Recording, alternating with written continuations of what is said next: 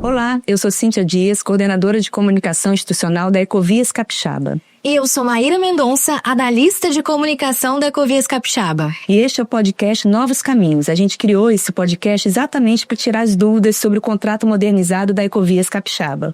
É isso aí, Cintia. A gente chega ao 5º episódio dessa primeira temporada, com muitas informações interessantes. Então, se você ainda não viu os outros episódios, ainda dá tempo de assistir. Eles estão no YouTube, estão na nossa landing page, a Novos Caminhos, que foi criada especificamente para falar sobre esse contrato modernizado. Então, corre lá. E hoje a gente vai tratar do estudo que a Futura Inteligência fez para medir os impactos da permanência da Ecovias Capixaba na gestão da BR-101, que foi possibilitada pela solução consensual que culminou com o leilão realizado em junho na B3.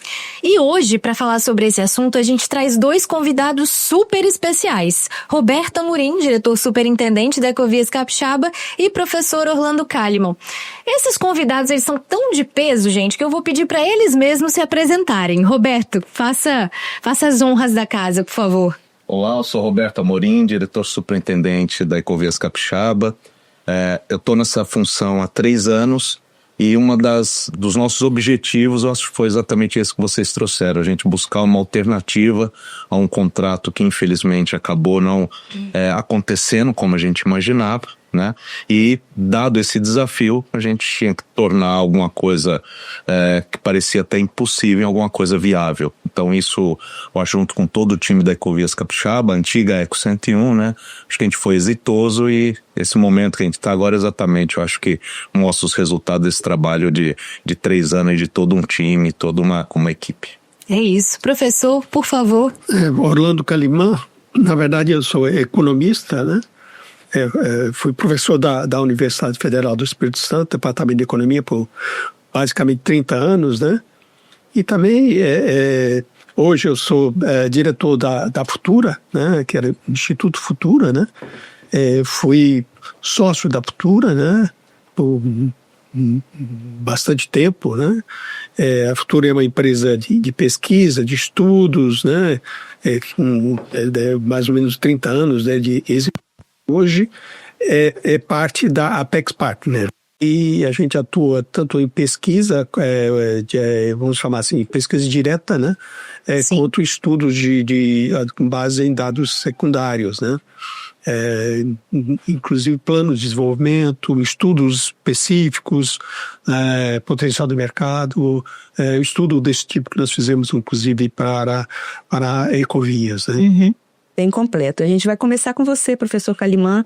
A gente vê que a BR-101 foi totalmente inaugurada em 1973 e 52 anos depois a gente observa, como disse o estudo, que ela concentra em sua área de influência 90% do PIB do Espírito Santo. Como é que a gente chegou a esse cenário de uma via tão estratégica para o Estado? Na verdade, usando uma analogia, né? A 101 funciona como uma espécie de veia jugular, que a gente chama, né? Que é a principal veia, né? Na qual passa basicamente todo o nosso sangue, né? Ele tem um papel histórico, porque ela liga o Espírito Santo de norte a sul, mas principalmente no sudeste e sul, né? Mas também hoje praticamente abrange o país todo, uma vez que o Espírito Santo hoje, né, se transformou em um hub logístico, né? De dimensões enormes, né? Só usando um número, né, bem expressivo, se você contabilizar o que o Espírito Santo recebe ou importa e o que ele exporta na sua totalidade, isso representa 909 bilhões de reais. E considerando que o PIB capixaba hoje está em torno de 209 bilhões, você imagina o tamanho dessa movimentação toda. E 72% basicamente de toda essa movimentação passa por esse eixo, né? Eixo da 101. Mas se você olhar do ponto de vista do PIB capixaba, de fato você tem essa conectividade enorme, né, de municípios, de regiões. Você pega a Grande Vitória representa 53%, 54% do PIB. Né, e basicamente, você saindo de Vitória, você vai bater na 101, não tem como. Então você pega regiões do Norte ou região do Sul, as conexões entre essas regiões, ela é feita basicamente por essa veia central, né, de conectividade. Então, daí a importância estratégica, né, e também pelo simples que na verdade é bem complexo. Pelo grande fato de que o Espírito Santo, pelo fato de ser uma economia pequena, ela representa 1,9% do PIB brasileiro, né, ela é uma economia que precisa estar conectada tanto para fora do país quanto para dentro do país. Né? Sim. Por isso que ela tem essa abertura. É a economia mais aberta do país. É por isso que a gente releva, né, essa importância da BR-101. Sim. Professor, vou aproveitar o seu gancho aí falando sobre essa importância econômica da BR-101 e essas características econômicas do próprio Espírito Santo para voltar com uma pergunta para o Roberto, para a gente fazer uma breve volta ao passado. A Ecovias Capixaba, a antiga Eco 101, ela foi criada, começou a operar no estado em 2012. E aí existe todo um contexto econômico que leva à possibilidade de devolução do contrato em 2022.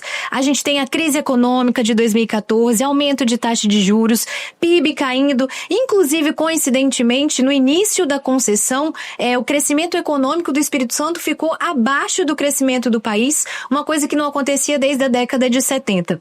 Eu queria ouvir de você, Roberto, se isso é uma justificativa para o que aconteceu com a própria Eco 101 na época. Como é que você avalia essa situação? Acho que é uma boa oportunidade da gente esclarecer isso, né, Maíra? Porque quando a gente fala de contratos de longo prazo, obviamente que você vai fazer um business plan desses projetos, você já leva em consideração esse risco, né? Então a economia, esse altos e baixos, principalmente para quem mora no Brasil, boa parte já é incorporado nesses planos de negócio quando ele é elaborado, né? Então isso sem dúvida que impacta, mas não é uma justificativa para a descontinuidade de um contrato. Isso tem que estar previsto e tem que estar inserido nesses estudos, principalmente de um projeto de longo prazo. No caso específico da antiga Eco 101, agora Ecovias Capixaba, né, o que levou ao contrato não performar da maneira que se previa foram principalmente questões que não eram previsíveis no momento da elaboração desse plano de negócio. Então, por exemplo, tinha a possibilidade de ter a concessão da BR-101, como você bem colocou, em 2012, e ao mesmo tempo nós temos paralela aqui a BR-116, que também é uma via de certa forma arterial que pega parte do estado de Minas Gerais, e elas são concorrentes entre si. Por motivos e uma política do governo federal, acabou-se dando continuidade à concessão da BR-101 aqui no Espírito Santo, e a BR-116 não, foi descontinuada essa licitação na época. Com isso, criou-se uma via pedagiada e uma via não pedagiada que são concorrentes entre si, fazendo com que você desbalanceasse essa questão. Até por isso que seria feita essa concessão ao mesmo tempo, para que você tivesse igualdade de condições. Com isso foi criada então uma via alternativa, onde nossos estudos mostram que nós perdemos praticamente 20% do tráfego de carga, passava pela BR-116, ao invés de passar pela BR-101. Então todos os estudos do plano de negócio inicial foi desbalanceado.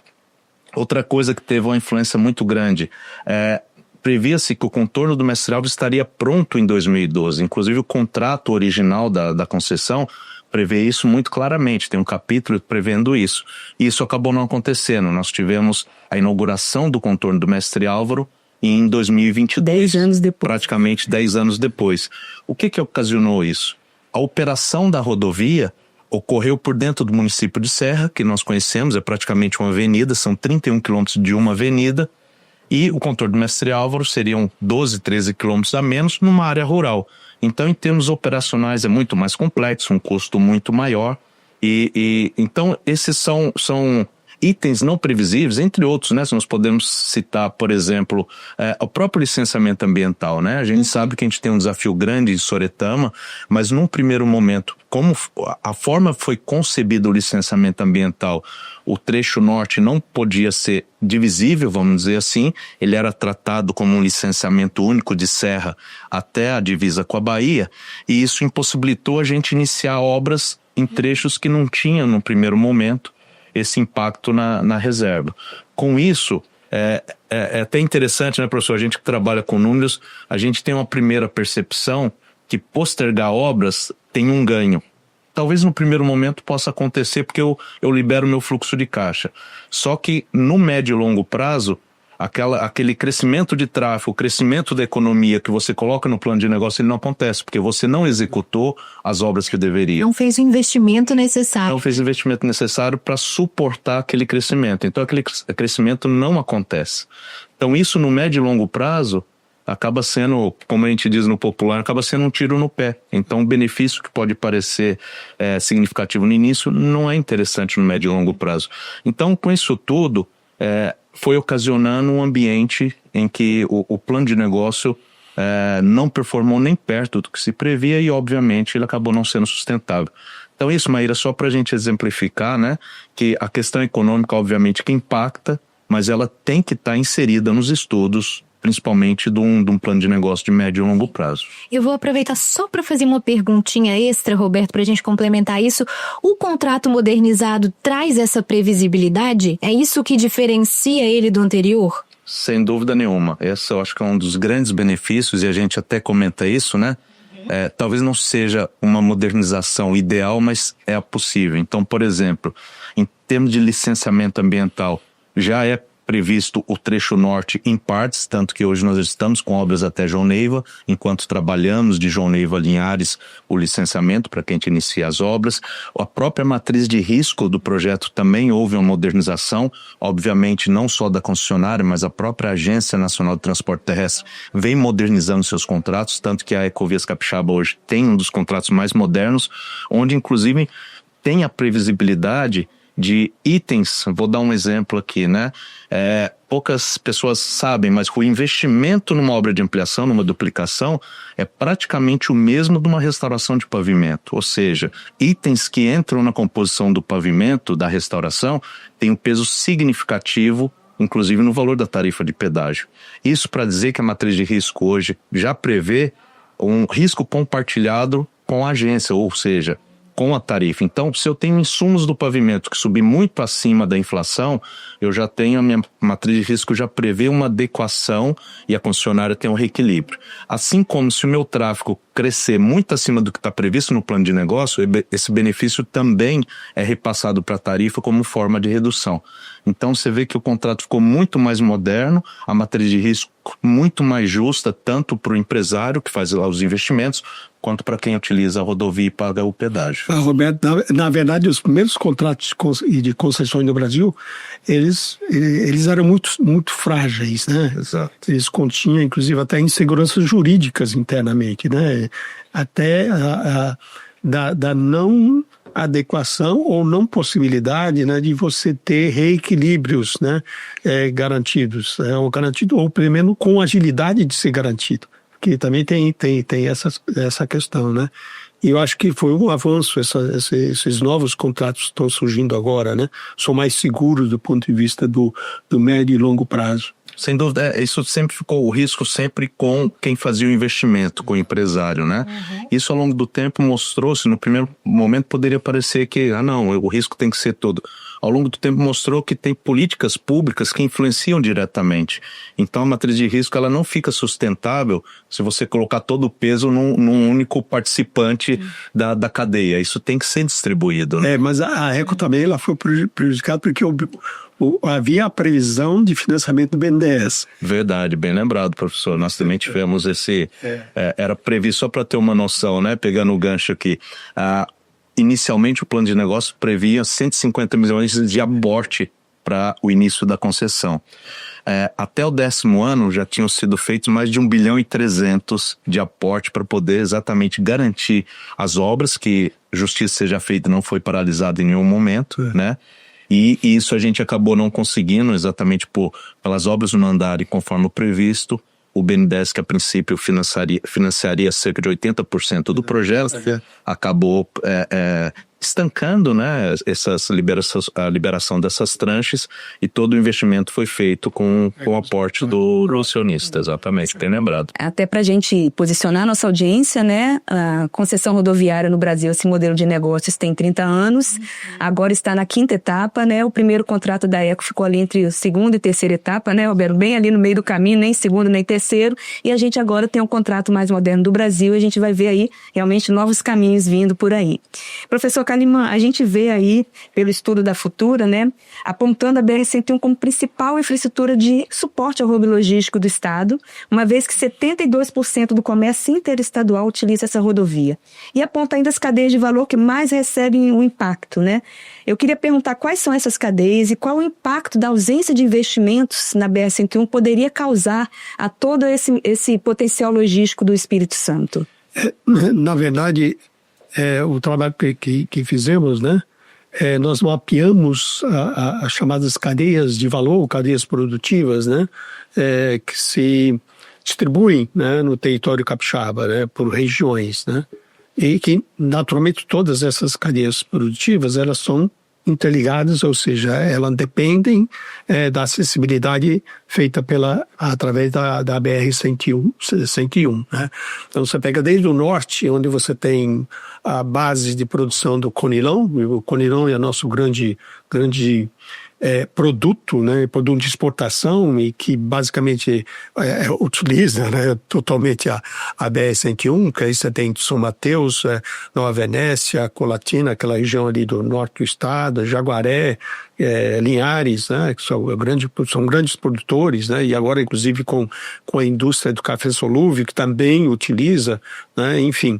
Aí, se você levar em consideração polos também industriais que se instalaram no norte do estado de São Mateus, tem a Marco Polo, agora aqui em Linhares, né, você tem 2 plantas, já falei do café solúvel, né, você tem ali a Brametal, você tem outras indústrias que se instalaram, né, e que necessitam dessa acessibilidade a 101, né? E se você pega, por exemplo, o mármore e granito, né, que é o nosso principal, que eu chamo de arranjo produtivo também, com a cadeia que ela perpassa o estado como um todo, né? E o Espírito Santo é o maior exportador de mármore e granito do país. E a 101 é exatamente o nosso elo, né, que inclusive faz com que o granito lá de Bairro de São Francisco, Nova Venécia, Vila Pavão, etc., desça, vai até Cachoeiro, que Cachoeiro é a base industrial, né, onde nós temos concentrado basicamente o nosso parque industrial, né, e dali, naturalmente, utilizaria necessariamente a 101 para vir até os portos, quando não vindo para o Espírito Santo, porque a gente tem algumas deficiências ainda portuárias, está indo para São Paulo, Rio, né? Essa ligação com o Sul é muito forte e conecta inclusive com Santa Catarina, né? Então, essa a importância que a gente dá, que vai muito além, inclusive, do que a gente calculou, inclusive, que são os impactos da obra em si, né? Porque o impacto da obra representaria o quê? Os 10,4 bilhões de reais, que transitam a valor presente dá 6,4 bilhões, né? Porque nós temos aí vários anos pela frente, né? Mas eu diria que esses efeitos que geram externalidades, eles superam o impacto mais direto da obra em si, né? Porque a gente chama de externalidades, né? O fato de você ter rodovia, você aumenta a capacidade de atrair novos empreendimentos, né? Porque a logística hoje é uma variável crucial, né? A primeira coisa que qualquer empresa, né, que pretende se localizar no estado, eu me lembro que a Toyota esteve aqui no estado avaliando, etc e tal, né? O primeiro site que a gente foi mostrar foi Linhares, né? Isso foi em 2007, 2008. Né? A primeira pergunta era assim, sim, mas onde eu acesso o porto, o mercado interno, etc. e tal, né? Esbarrou exatamente nessa questão da infraestrutura, né? da rodovia e ferrovia. E porto, são as questões centrais, né? Então, na minha maneira de ver, a importância é maior do lado dos chamados benefícios indiretos, né, externalidades que possibilitariam você atrair mais investimentos e mais negócios, né? Sim. Se conecta ao contexto do Espírito Santo, né, professor? A gente ouve tantas notícias falando que o Espírito Santo está se preparando para se tornar cada vez um polo logístico. A rodovia se conecta aos portos no norte. Então, tudo faz parte de um mesmo universo, um ecossistema, sim, né? E por incrível que pareça, mesmo do ponto de vista, a gente acha que o Espírito Santo tem deficiências logísticas históricas, né, desde 70, mas ainda a nível de Brasil, se você comparar, em termos de qualidade, a gente até observou isso, né, em termos de qualidade nós temos uma infraestrutura razoável, né, porque o país em si ele tem deficiências estruturais, né, que inclusive dificulta a competitividade externa, né? Sim. E temos aí investimentos, né, na ordem de 20% aí em infraestrutura, né? Exatamente. Advindas aí do Fundo Soberano, né, de um fundo intergeracional, que ajudam. Eu acho que é importante comentar, até fazendo um link, né, dessa fala do professor com os investimentos dos próximos 3 anos, né, que essa modernização contratual capta exatamente isso. Então, quando a gente fala da Rocha, vindo ali Baixo Guandu, né, São Francisco, do trevo ali de João Neiva, né? Estamos falando BR-259, por onde circula. Você conecta toda essa que desce ali, principalmente as cargas, né? De pedras ornamentais que vão até Cachoeiro. É esse trecho prioritário que a gente está duplicando agora nos próximos 3 anos. Ou seja, estamos falando de 2028, mais de 200 quilômetros de um corredor duplicado contínuo que embarca exatamente toda a rocha, parte da madeira que desce ali também, né? Que a gente sabe que a madeira presa. Porto Central que vem aí, né? No extremo sul. Tá vindo aí, exatamente. Então a gente já conecta nos próximos 3 anos, a gente melhora a infraestrutura exatamente desse trecho com um veículo diário médio aí mais significativo no estado, melhorando ainda mais, né? Hoje realmente a infraestrutura que é razoável, a gente tem uma pista bem sinalizada, um pavimento bom, mas ainda com gargalo por ser pista simples. A gente sabe que acaba de certa forma trazendo uma fluidez menor, né? E com essa duplicação, além da fluidez, a gente traz mais segurança. Então, a inversa tanto pelos estados. Quase 2 bilhões de investimentos ali. Exatamente, nesses próximos 3 anos. E aproveitando que a gente está falando dos investimentos na BR-101, o estudo da futura inteligência traz a gente para essa realidade de que impacto que esses investimentos vão trazer na vida das pessoas, né? A gente sempre fala aqui que a BR-101 ela conecta histórias, conecta pessoas, ela conecta também desenvolvimento. Eu vou ler aqui na minha colinha, só para a gente lembrar dos números, para eu não errar. Olha só, de acordo com o estudo da Futura Inteligência, todos esses investimentos vão gerar 109,6 mil ocupações criadas em 24 anos, né? 7,3 bilhões de reais no PIB durante as obras, 519 milhões de reais em impostos totais, 222 milhões de reais em ICMS, 2,9 bilhões em remunerações. Então, eu queria que o Roberto comentasse assim, como é que você enxerga esses números, Roberto? Olhando para esses números tão grandes, o que você retira de mais importante disso? Sem dúvida, eu acho que reforço que o professor já trouxe, né, da importância da BR-101 na vida das pessoas. Então a gente impacta aí não só o PIB do estado, mas a vida diretamente de mais de 440 mil pessoas que moram ali até 500 metros da rodovia. A gente sabe que muitos trechos as pessoas usam a BR-101 como uma avenida para ir ao seu trabalho, para levar o filho, a filha à escola. Então, sem dúvida que isso é muito claro, não só para mim, mas todo o time da Ecovias Capixaba, de saber que a gente impacta diretamente a vida das pessoas. Um bom trabalho que a gente desempenha vai impactar positivamente, assim como se a gente não der a devida importância, a gente pode impactar também de uma maneira não tão boa.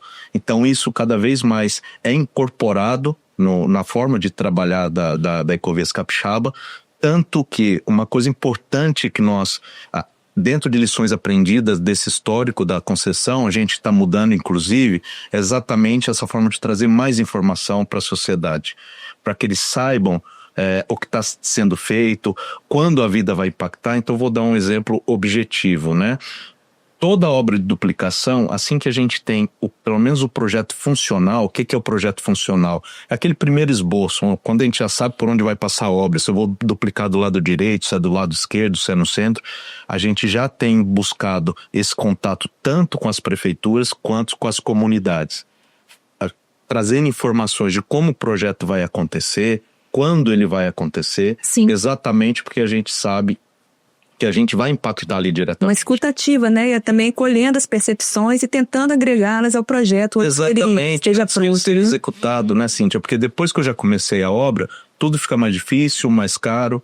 E uma coisa que a gente não quer, isso não está previsto no contrato, então não posso fazer. A gente sabe que engenharia serve exatamente para achar solução. Então não tem o que não possa ser feito. É uma questão de a gente colocar energia, entrar no nosso dia a dia e a gente trabalhar para que seja incluído no contrato, se for importante para a sociedade e não tiver. Sim. Então isso a gente já tem colhido resultados bons. Você, né, Cíntia, ao longo de 2025 todo, aí visitou todas as prefeituras que têm uma relação direta com a Eco 101, a antiga Eco 101, agora Ecovias Capixaba. Quando começou ainda era Eco 101, era do ano, então terminando o ano, graças a Deus, como Ecovias Capixaba. E a gente já percebe essa aproximação, as prefeituras já nos procurando para discutir, mas buscando mais informações para que, efetivamente, dentro do papel de cada um, que eu falo sempre, né? Nós não somos uma empresa pública, nós prestamos um serviço à sociedade, um serviço, nós estamos inseridos no ambiente político. Então a gente precisa ter esse cuidado e essas discussões com todas as pessoas que têm alguma influência, alguma relação com a concessionária. Então a influência é direta, Maíra, não tenho dúvida, e a gente, dentro da nossa responsabilidade, a gente tem tentado fazer essa aproximação com toda a sociedade, assim como a Cintia comentou, essa escuta ativa, porque isso facilita também o nosso dia a dia, né? Sim. Ao invés da gente ficar tentando adivinhar o melhor local, melhor a gente ouvir onde você entende que é o melhor local de ter, por exemplo, um retorno. Exatamente. E alguns números são mais palpáveis pra gente. Por exemplo, quando eu falo 110 mil empregos em 24 anos, para as pessoas acho que fica mais claro, né? Do volume de empregos diretos e indiretos. Ocupações, né? Mas tem outros dados que também são muito importantes, né, professor Calimão? Por exemplo, quando eu falo 222 milhões de reais em ICMS, é um dinheiro que volta para essa cidade justamente, né? Não é isso, professor? Ou seja, inclusive para as prefeituras, né? Exato. 25% desse ICMS vai ser destinado exatamente para as prefeituras, né? Mas tem um dado ali que às vezes a gente não dá muita atenção, quando é 2 bi e 900... 2,9 bilhões. É de remunerações. O que a gente chama de remunerações? Né?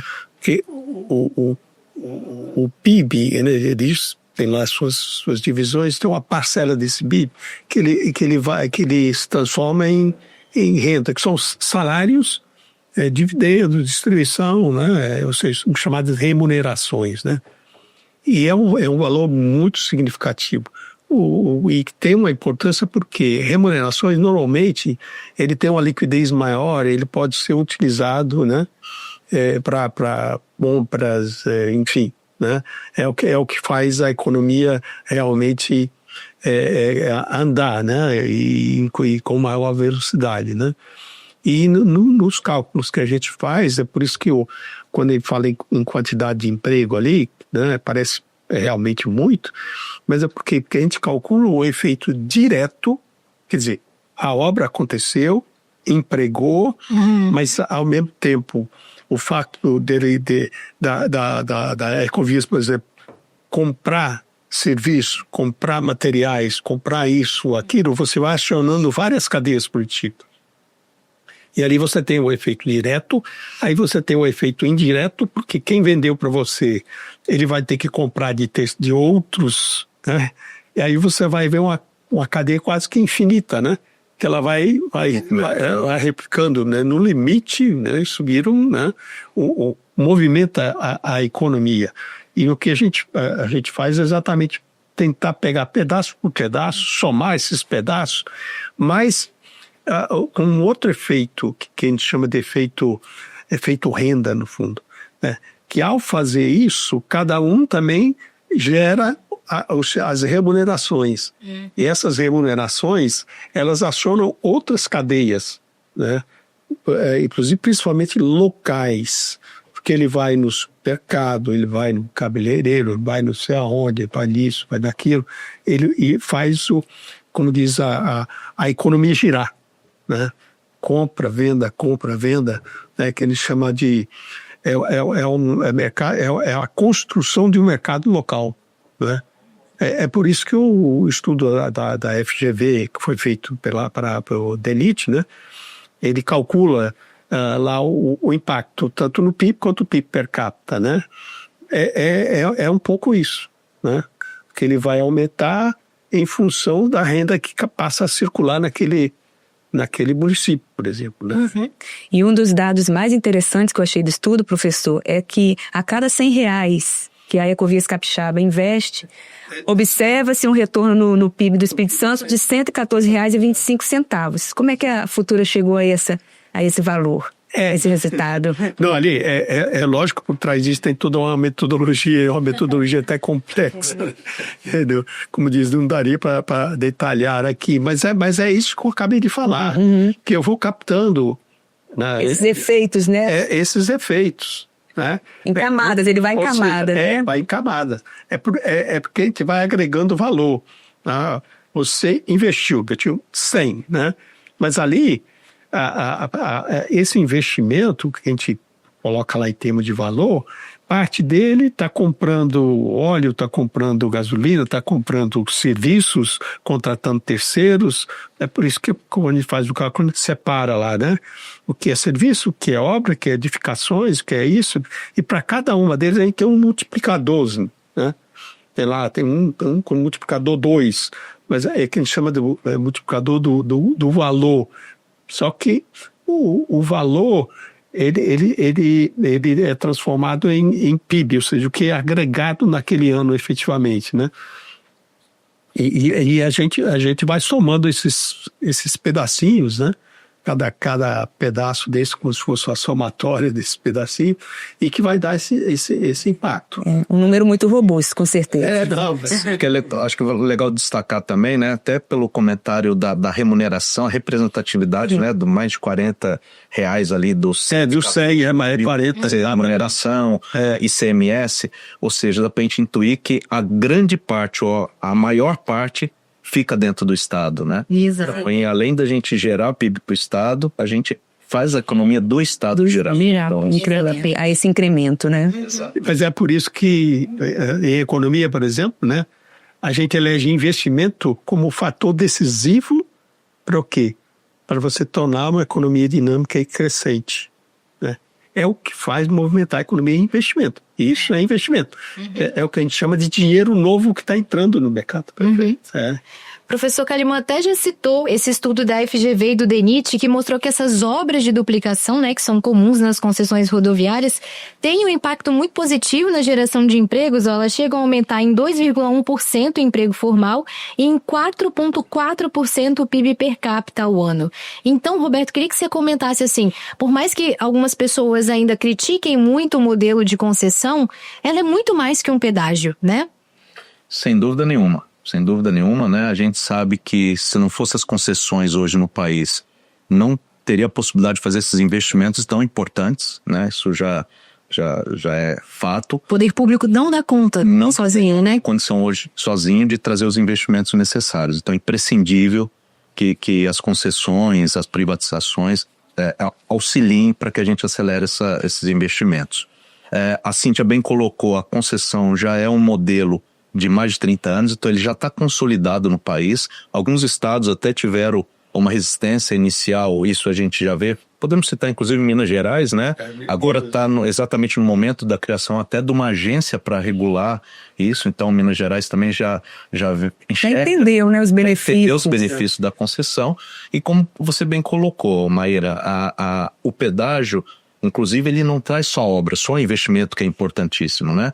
Como eu citei há pouco, A conservação. a conservação, a estruturação, Serviço ao usuário. o pavimento em si, se a gente colocar no período de concessão, praticamente o que eu gasto nessas obras de duplicação é praticamente o mesmo valor que eu vou gastar nesses 24 anos para recuperar recorrentemente o pavimento, para que eu mantenha a rodovia numa condição adequada, sinalização, além de, como você bem trouxe, todo o serviço que a gente presta, guincho, ambulância, veículo de inspeção de tráfego. Preservação dos ecossistemas ao longo da rodovia, um trabalho de sustentabilidade belíssimo que é feito pela Ecovias. E eu ia falar também da segurança, né? Porque a gente fala de colocar defensa metálica, todo aquele aparato que a gente...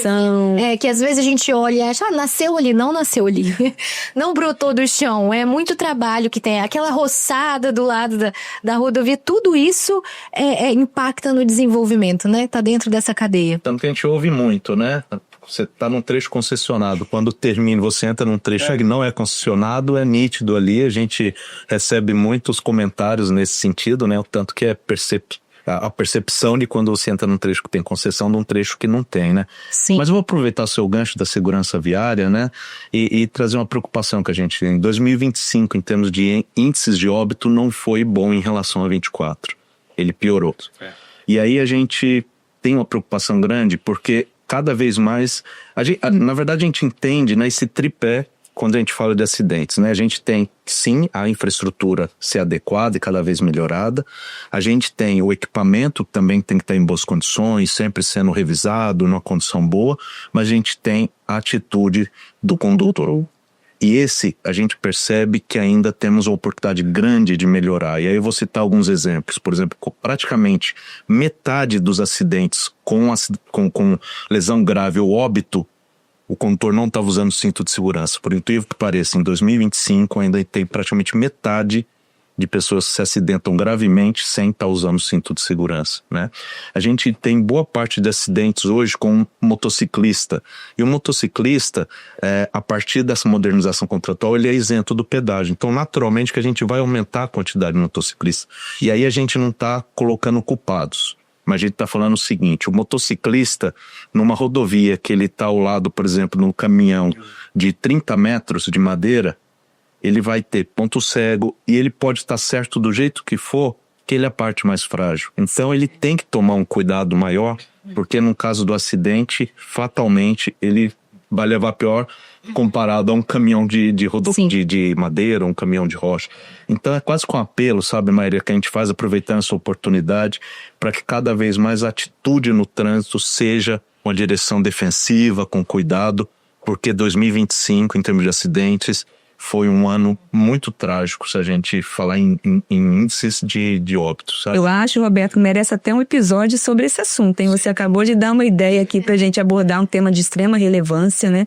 A segurança viária, né? E a importância do condutor rever alguns hábitos, como o uso de cinto de segurança, como o uso do celular ao volante, como desrespeito aos limites de velocidade. Aquela velocidade não foi colocada ali à toa. Há estudos que mostram que é o que suporta ali, né? Eu acho que é um bom episódio pra gente tratar aí, né? Bem, com essas perguntas a gente chega ao fim do nosso episódio de hoje, mas antes a gente pede que nossos convidados, Roberto e professor Orlando, façam suas considerações finais.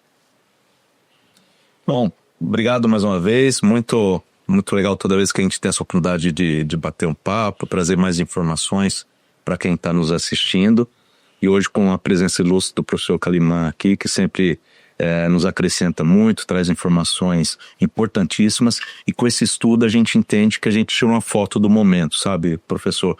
E ele acaba sendo referência para nosso acompanhamento e correções, né, que a gente sabe que ao longo do tempo a gente precisa, principalmente um contrato de longo prazo, ir fazendo correções. E, inclusive já são previstas, ferramentas no contrato, a própria ANTT prevê, para que ao longo do exemplo aqui, uma revisão quinquenal já é previsto contratualmente, né?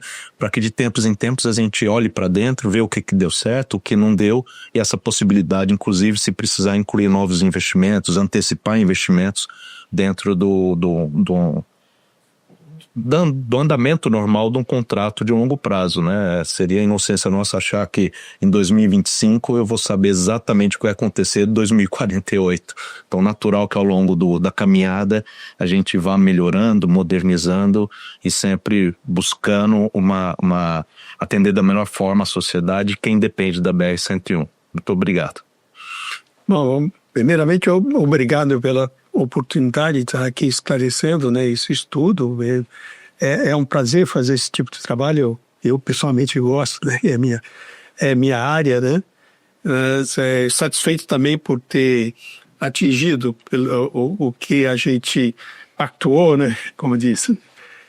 E os resultados a gente espera que a gente tenha o quanto antes possível, né, que tenhamos aí essa veia jugular, né, do Espírito Santo, né, funcionando perfeitamente lá na frente, né. Obrigado aí, um prazer estar aqui presente.